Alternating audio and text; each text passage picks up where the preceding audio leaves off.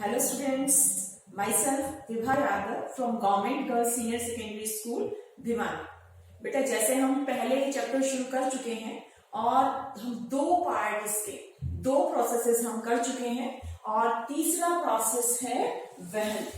वहन से पहले बेटा हमने जो प्रोसेसेस करे थे, जो प्रक्रियाएं हम कर चुके हैं वो है पोषण।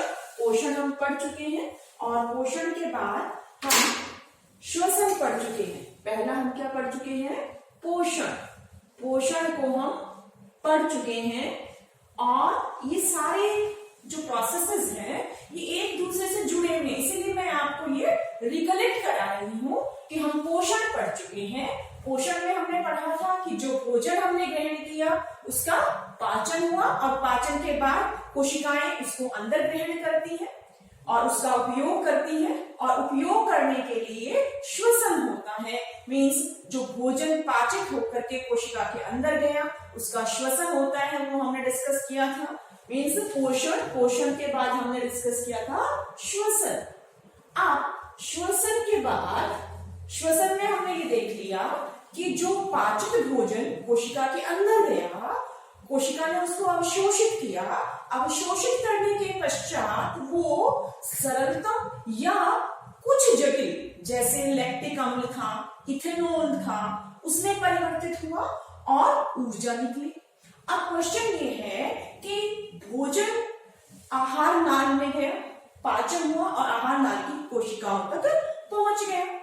अब श्वसन में हमने पढ़ा कि रक्त के माध्यम से जो पाचित भोजन था वो सभी कोशिकाओं में गया और कोशिकाओं में जाने के बाद उसका पुनः विघटन हुआ सरलतम अणुओं में और फिर ऊर्जा निकली। ऊर्जा का उपयोग विभिन्न कार्यों के लिए हुआ और जो भोजन सरलतम अणुओं में बदल गया कार्बन डाइऑक्साइड में या हम ये कहें जल में प्लस ऊर्जा या लैक्टिक अम्ल या इथेनॉल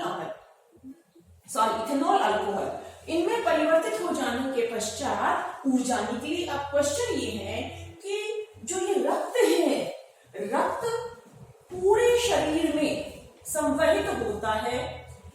वो हमारे पूरे शरीर में हमारे सिर से लेकर के हमारे पैर तक उसका संवहन होता है, उसका फ्लो होता है, उसका वहन होता है। अब कैसे होता है हम इसमें, इस वहन में, इस प्रक्रिया में हम पढ़ेंगे कि कैसे रक्त हमारे शरीर में संवहित होता है। उसको शुरू करने से पहले हम थोड़ा सा रिकलेक्ट कर लें। रक्त हमने क्लास 9th में पढ़ा था। रक्त क्या है? एक सरल, हम कहें तरल संयोजी उत्तक। संयोजी उत्तक क्या है? तरल संयोजी उत्तक। देखिए एकमात्र ऐसा उत्तक जो तरल है। ये तरल उत्तक दो भागों से बना है। जो तरल भाग है हमें तो तरल ही दिखाई देता है, लेकिन उसमें कुछ छोटी छोटी कोशिकाएं होती हैं जिनको हम देख नहीं पा रहे हैं, उनको हम सूक्ष्मदर्शी की सहायता से देख सकते हैं। तो जो तरल संयोजी उत्तक रक्त है उसमें प्लाज्मा है जो तरल है और कुछ कोशिकाएं हैं। प्लाज्मा में कुछ कोशिकाएं निलंबित हैं जो विभिन्न कार्य करती हैं। जैसे मैंने पिछले लेक्चर में आपको बताया था, हीमोग्लोबिन। हीमोग्लोबिन एक विशेष प्रकार की कोशिकाएं जिनको हम क्या कहते हैं? RBC। क्या कहते हैं? RBC, लाल रक्त कणिकाएं। क्या? R for red means लाल रक्त कणिकाएं। लाल रक्त कणिकाएं, ये हो गई RBC। दूसरा है WBC, ये है श्वेत रक्त कणिकाएं। क्या है ये? श्वेत रक्त कणिकाएं।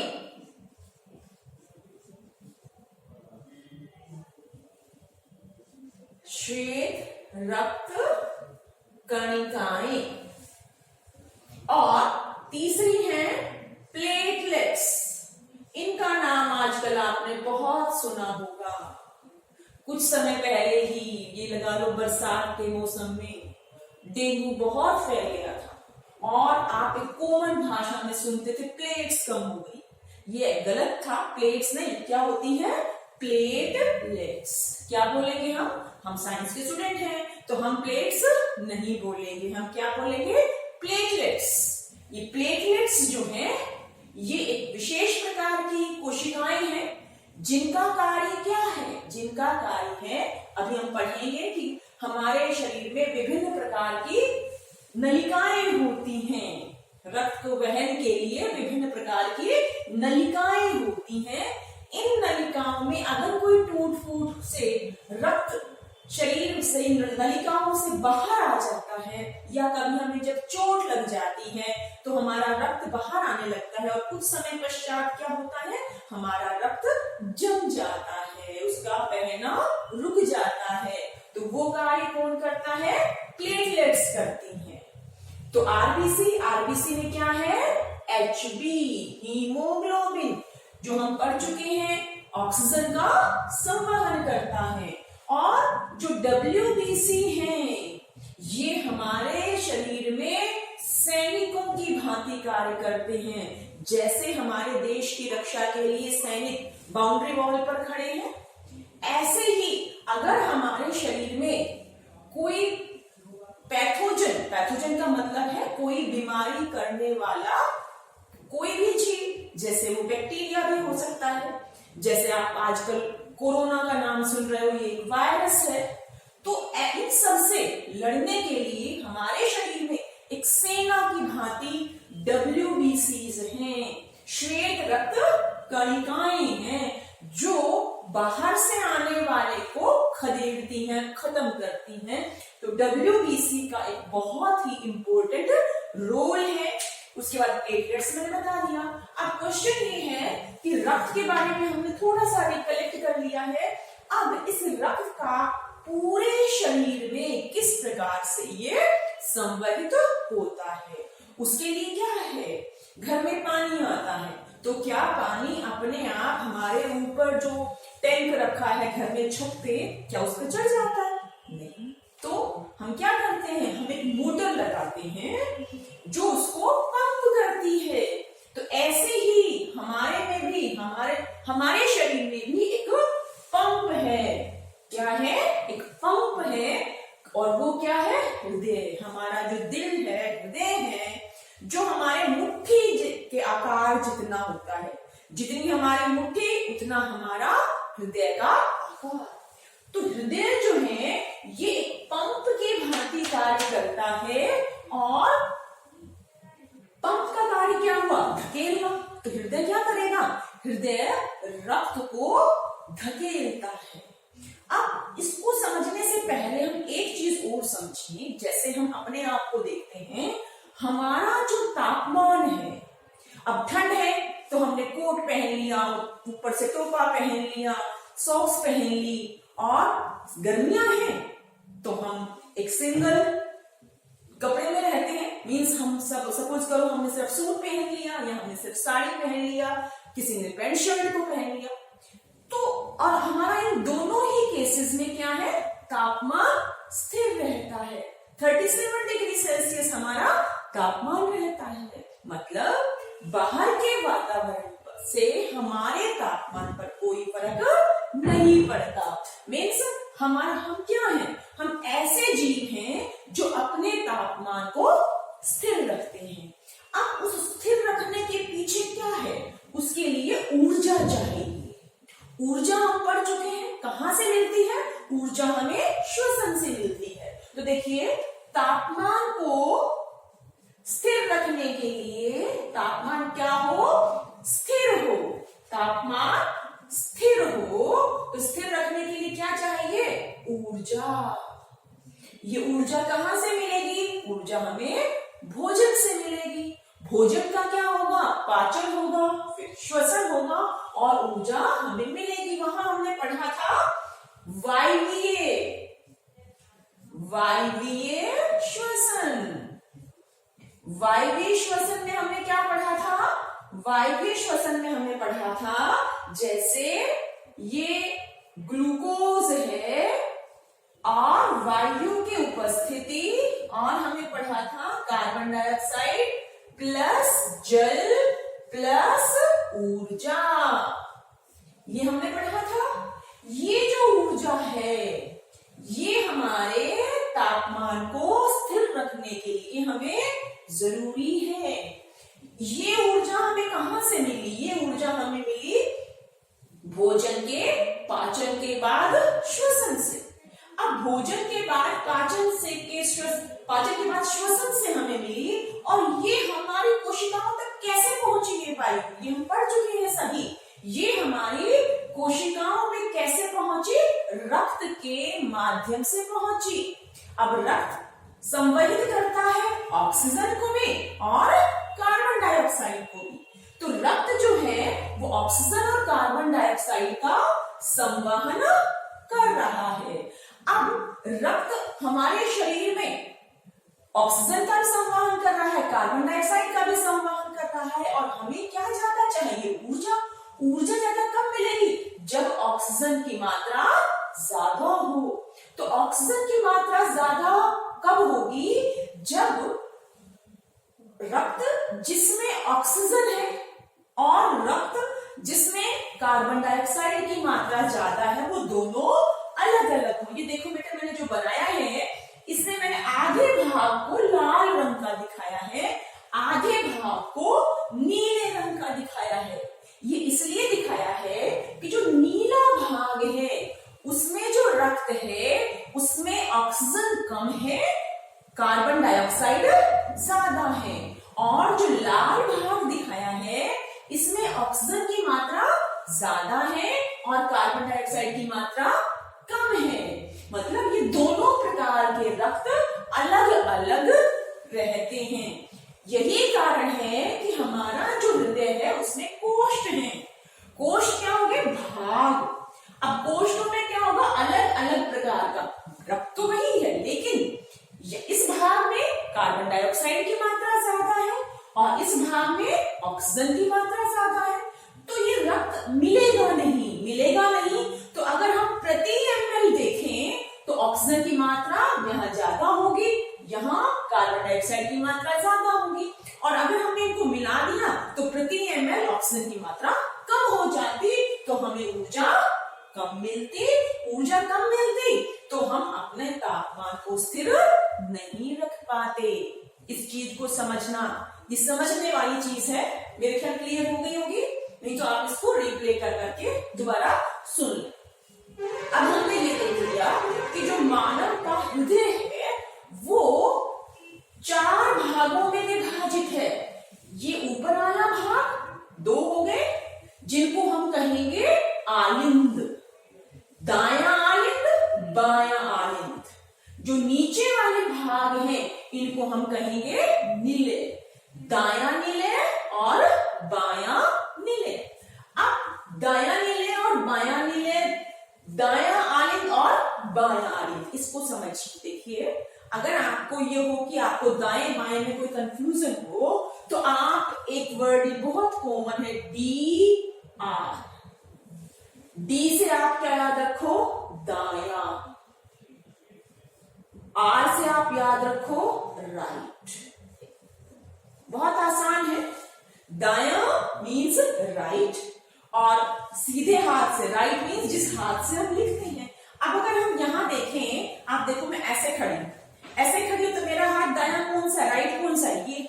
अगर मैं उल्टी हो गई तो मेरा दाया कहां चला गया? इस तरफ चला गया। तो हमने जो हृदय बनाया है वो ऐसे हमारे हार्ट में है, इसको हमने ऐसे बनाना।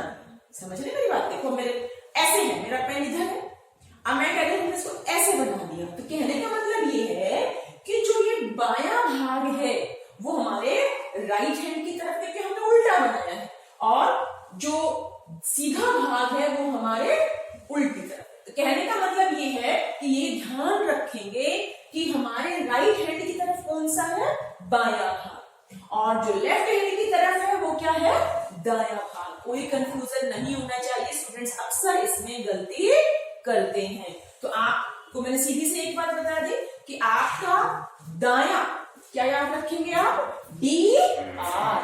डी मीन्स दाया, आर मीन्स राइट, मतलब जो हमारा राइट हैंड है वो दाया और जो लेफ्ट हैंड है वो बायां। और यहां हमने उसको उल्टा क्यों बनाया मैं आपको समझा चुकी हूँ।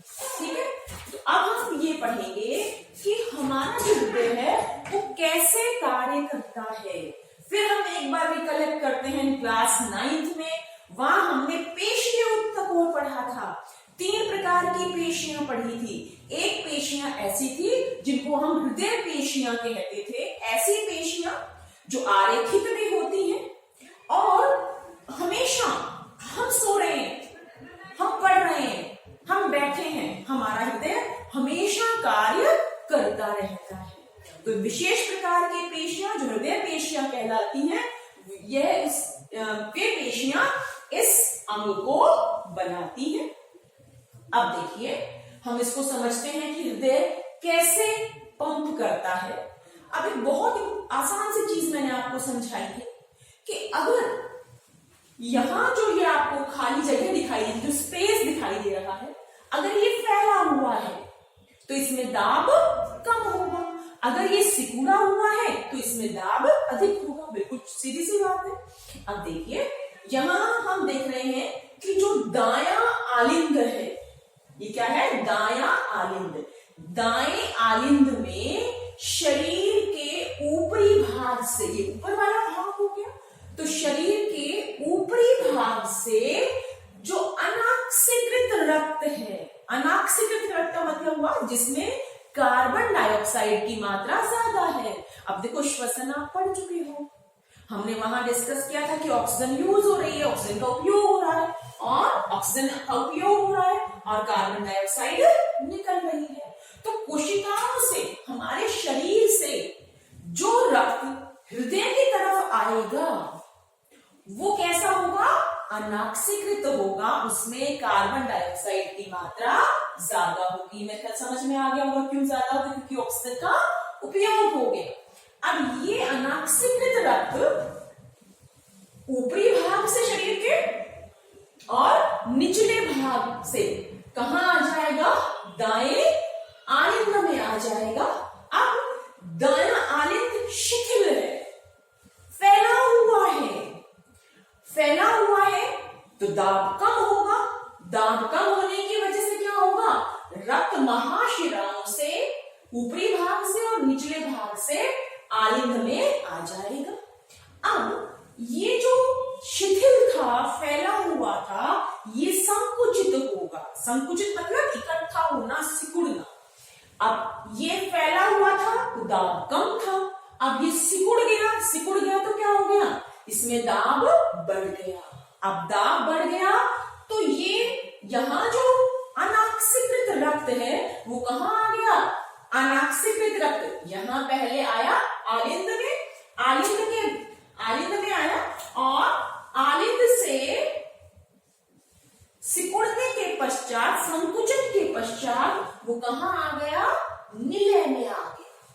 कहां आ गया, निलय में आ गया। आलिंद से निलय में क्यों आया, क्लियर हो गया, क्योंकि यहाँ क्या हुआ, संकुचन हुआ, दाब बढ़ गया और ये क्या है, ये कपाट है, वाल्व्स हैं, इनका रोल मैं भी आपको बताऊंगी। अब जब ये सिकुड़ा तो ये शिथिल था, ये शिथिल था तो यहाँ दाब जो आकार है, इस गुहा का आकार बढ़ गया, दाब घट गया, तो ये जो रक्त है वो कहां आ गया, दाएं निलय में आ गया। अब दाया निलय जो है वो शिथिल था पहले, अब ये सिकुड़ेगा, संकुचित होगा।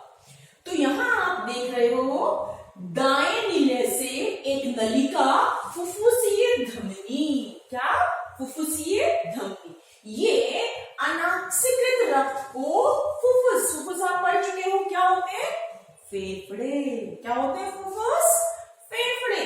तो दाएं निलय से जो अनाक्सीकृत रक्त था वो कहां चला गया, वो चला गया फुफ्फुसीय धमनी में। और फेफड़ों में जो वायु कोश हैं, वायु कोशिकाएं हैं, जैसे हमने पढ़ा था कि ये श्वास नली थी, ये श्वसनिका थी, ये फेफड़े थे, और यहां हमने कहा था कि श्वसनिका ऐसे विभक्त हो गई, और ये है वायु कोश या वायु कूपिका। अब ये जो फुफ्फुसीय धमनी है, ये फुफ्फुसीय धमनी अनाक्सिकृत रक्त को कहां ले आई? फेफड़ों में ले आई, और यहां वायु कहां से आ रही है? बाहर से आ रही है। बाहर से आने वाली वायु में ऑक्सीजन की मात्रा ज्यादा होगी। ये जो रक्त आ रहा है इसमें कार्बन डाइऑक्साइड की मात्रा ज्यादा है, क्योंकि कार्बन डाइऑक्साइड इस प्रोसेस में बनी है, जिसका वहन करके ये फुफ्फुसी धमनी के माध्यम से यहां पहुंचा है, फुफ्फुस में पहुंचा है। यहां क्या होगा? गैस का विनिमय होगा। क्लास 9th में जाइए, फिर से विसरण आप पढ़ चुके हो। कोई भी वस्तु जहां ज्यादा होती है वहां से कम की ओर जाती है, बहुत इजी सी बात है। तो यहां क्या होगा? गैसों का आदान प्रदान होगा, और जो कार्बन डाइऑक्साइड है वो इस रक्त से कहां चली जाएगी? इन कूपिकाओं में, और फिर हम उसको बाहर निकाल देंगे सांस के द्वारा। तो अब जो अनाक्सीकृत रक्त था, वो अनाक्सीकृत रक्त क्या हो गया? ऑक्सीकृत। कहां हो गया? फुफ्फुस में। कहां हो गया? फुफ्फुस में। बेटा अभी हमने पढ़ा कि जो अनाक्सीकृत रक्त है, अनाक्सीकृत रक्त दाएं नीले से फुफ्फुसीय धमनी के द्वारा कहां जाएगा? फुफ्फुस में। और फुफ्फुस में वायु कूपिकाएं हैं जो बाहर से आने वाली वायु को संग्रहित कर रही है। इस वायु में ऑक्सीजन की मात्रा ज्यादा है, और क्योंकि बाहर से आई है वायु, तो ऑक्सीजन की मात्रा कार्बन डाइऑक्साइड से वायु में ज्यादा है, तो यहाँ भी ज्यादा होगी। और जो फुफ्फुसीय धमनी यहाँ रक्त लेकर के आई है, उस रक्त में कार्बन डाइऑक्साइड की मात्रा ज्यादा है। अब कोई भी वस्तु, कोई भी जैसे गैस, कार्बन डाइऑक्साइड यहाँ कौन से रक्त में ज्यादा है? अनाक्सीकृत रक्त में ज्यादा है। यहाँ ऑक्सीजन ज्यादा है, तो ऑक्सीजन कहाँ आ गई? रक्त में आ गई, और CO2 कहाँ चली गई? इन वायु कोशों में चली गई, और जब हम सांस छोड़ते हैं तो ये बाहर चली जाएगी। तो कहने का मतलब ये हुआ कि जो वायु यहाँ विद्यमान थी, कूपिकाओं में विद्यमान थी, उसमें ऑक्सीजन ज्यादा थी। जो अनाक्सीकृत रक्त था उसमें कार्बन डाइऑक्साइड ज्यादा थी। तो क्या हुआ? जो कार्बन डाइऑक्साइड थी वो बाहर चली गई, हमने सांस जब छोड़ा, और जो ऑक्सीजन थी इन कोशों में वो आ गई कहां? रक्त में। अब रक्त ऑक्सीकृत होने के पश्चात फुफ्फुसीय शिरा के द्वारा, फुफ्फुसीय शिरा के द्वारा कहां आ जाएगा? ये आएगा बाएं आलिंद में। मतलब फुफ्फुस से फुफ्फुसीय शिरा, फुफ्फुसीय धमनी लेके जा रही थी रक्त को। फुफ्फुसीय शिरा जो है वो रक्त को इस फुफ्फुस से लेकर के आएगी कहां? बाएं आलिंद में। अब बाएं आलिंद में जो फुफ्फुस से रक्त आया वो कैसा होगा? ऑक्सीकृत रक्त होगा। ये पहले शिथिल है, फैला हुआ है, तो रक्त इसमें आ जाएगा बाएं आलिंद में। अब ये संकुचित होगा। क्या होगा? संकुचित होगा, और संकुचित होने के बाद, संकुचित वाला इकट्ठा होना, तो क्या होगा? इकट्ठा ये हुआ तो दाब बढ़ गया। अब दाब बढ़ गया तो जो रक्त, ऑक्सीकृत रक्त है, वो किसमें जाएगा? बाएं नीले में जाएगा। बाएं नीले पहले क्या था? शिथिल था। इसके बाद क्या होगा? ये संकुचित होगा, और जब संकुचित होगा तो क्या होगा? रक्त वापस जा सकता है दोनों ही केसेस में। तो ये जो वाल्व्स हैं ये बंद हो जाते हैं, और जब आप कई बार डॉक्टर के पास जाते हैं तो डॉक्टर आपके पास आपके यंत्र यूज करता है, एक इक्विपमेंट यूज करता है, और वो आपके हृदय की धड़कन को सुनते हैं। तो वो जो हृदय की धड़कन है वो किससे प्रोड्यूस होती है? वो इन वाल्व्स के, और ये जो नलिकाएं हैं इनके बेस पर भी वाल्व्स होते हैं जो बंद होते हैं, तब वो आवाज उत्पन्न होती है। इसके बारे में डिटेल में आप 11वीं क्लास में पढ़ेंगे। अभी तो आप सिर्फ इतना ध्यान रखिए कि ये जो वाल्व्स हैं ये रक्त को वापस नहीं जाने देते, ये बंद हो जाते हैं और बंद होने से आवाज उत्पन्न होती है। तो हम ये डिस्कस कर रहे थे कि जो रक्त था वो रक्त पहले फुफ्फुस शिरा के द्वारा ऑक्सीकृत रक्त आ गया कहाँ, बाएं आलिंद में, फिर कहाँ आ गया, बाएं नीले में। अब बायां नीले क्या होगा, संकुचित होगा और ये रक्त महाधमनी से हमारे पूरे शरीर में चला जाएगा। तो हमने ये पढ़ा कि कैसे जो हमारा हृदय है वो रक्त को पंप करता है, धक्का लगाता है, जिससे वो पूरे शरीर में गतिमान रहता है। तो ये कैसे पॉसिबल हुआ, ये पेशीय ऊतक जो है, पेशियां क्या करती हैं, सिकुड़ती और फैलती हैं। पेशियां क्या करती हैं, सिकुड़ती और फैलती हैं। तो वही क्या करेगा, हृदय करेगा, सिकुड़ेगा और फैलेगा। सिकुड़ना और फैलना पेशीय ऊतक का एक गुण है और हमारा जो हृदय है वो एक पेशीय अंग है और पेशीय अंग होने के कारण ये किस प्रकार कार्य करता है, पंप की भांति कार्य करता है। तो ये हमने पढ़ा कि कैसे रक्त हमारे शरीर में गतिमान रहता है।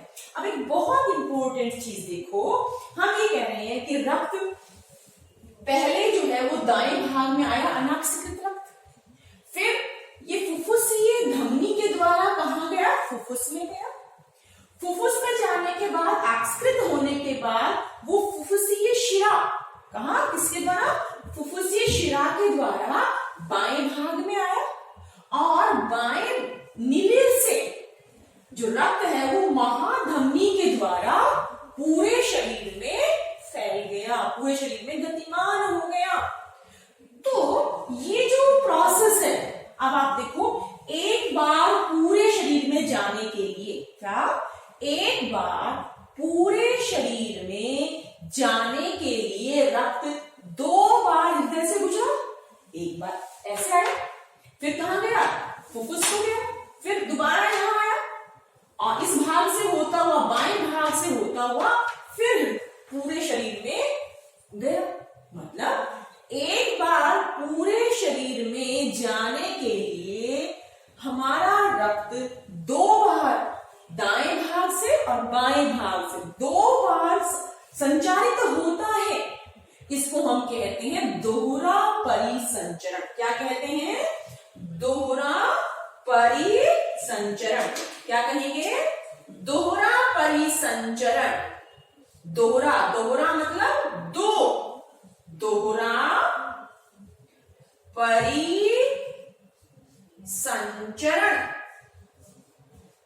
दोहरा परिसंचरण। क्या कहेंगे, दोहरा परिसंचरण।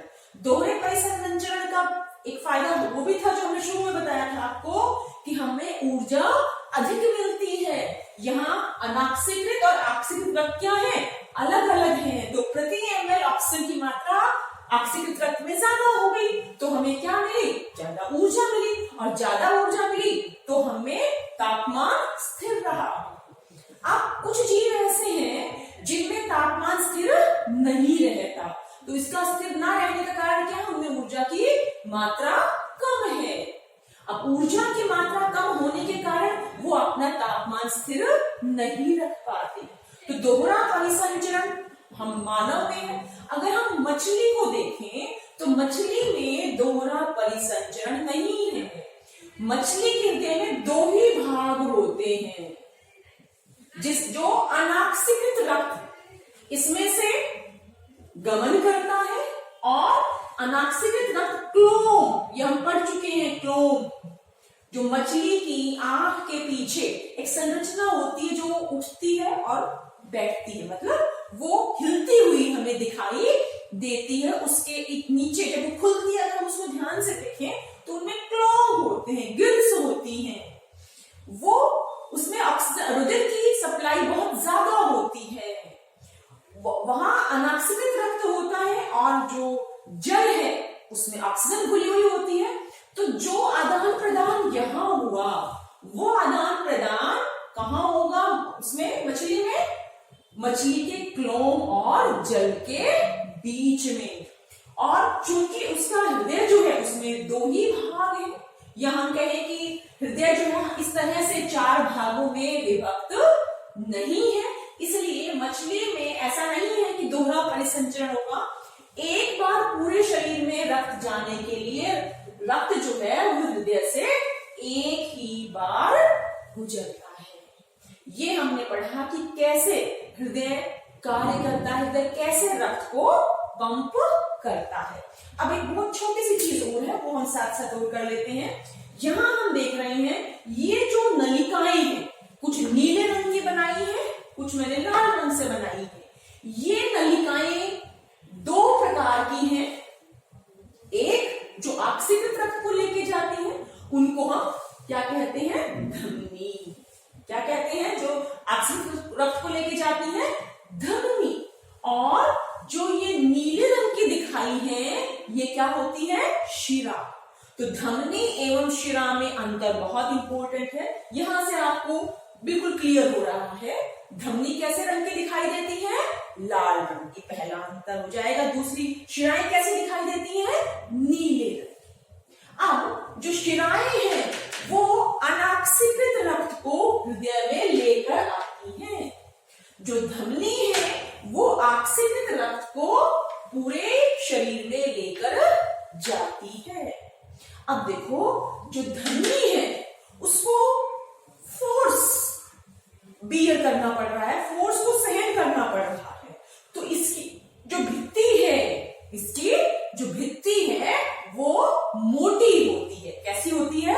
इसकी भित्ति मोटी होती है। और जो शिराएं हैं इनकी भित्ति मोटी नहीं होती। अब इनमें वापस रक्त ना जाए तो इनमें वाल्व होते हैं, जबकि धमनियों में वाल्व नहीं होते।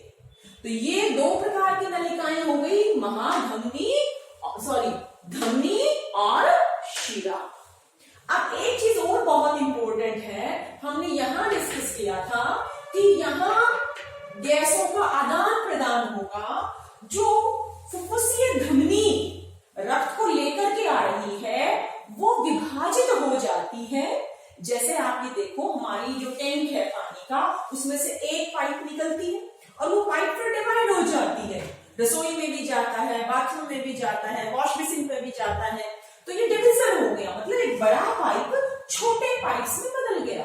तो वही है जो फुफ्फुसीय धमनियां हैं या धमनी और शिरा है, ये भी विभक्त हो जाती हैं। जैसे हम ये कहें कि ये शिरा है, ये शिरा, और फिर ये जब पहुंचेगी विभिन्न अंगों में तो ये इस प्रकार विभक्त हो जाएगी। तो ये जो विभक्त होना है, मतलब ये अब बड़ी पाइप से छोटी में बदल गई, तो ये इनको हम कहते हैं केशिकाएं। क्या? केशिका। इनकी भित्ति बहुत ही पतली होती है, जिससे सभी चीजों का आदान प्रदान हो सकता है। तो जो नलिकाएं हैं वो 3 प्रकार की हो गई। एक हो गई धमनी, दूसरी हो गई शिरा, तीसरी हो गई केशिका। और केशिका के माध्यम से सभी चीजों का आदान प्रदान संभव है। अब आदान प्रदान होने के लिए, जैसे हमने ये कहा कि आदान प्रदान हुआ यहां, तो कोई माध्यम चाहिए। वो माध्यम क्या है? इन केशिकाओं में जो रक्त है, उस रक्त का कुछ भाग, जिसको तरल भाग हम प्लाज्मा कह रहे थे, वो छन करके बाहर पहुंच जाता है। कुछ प्रोटीन और कुछ कोशिकाएं बाहर आ जाती हैं और उसको हम एक विशेष प्रकार का उत्तक का नाम देते हैं, लसिका। क्या कहते हैं? लसिका। लसिका जो उत्तक है, इसका विशेष कार्य क्या है? ये माध्यम है आदान प्रदान के लिए। हम कह रहे हैं कि जो ये रक्त है ये कहां से आया? कोशिकाओं से या शरीर के विभिन्न भागों से हृदय तक आया, या जो ऑक्सीकृत रक्त है ये कोशिकाओं तक पहुंचा। तो कोशिका धमनी के द्वारा पहुंच गया। अब वो धमनी इसी प्रकार से बढ़ जाएगी और बढ़ने वाली जो संरचना है उसको हम क्या कहेंगे, केशिका।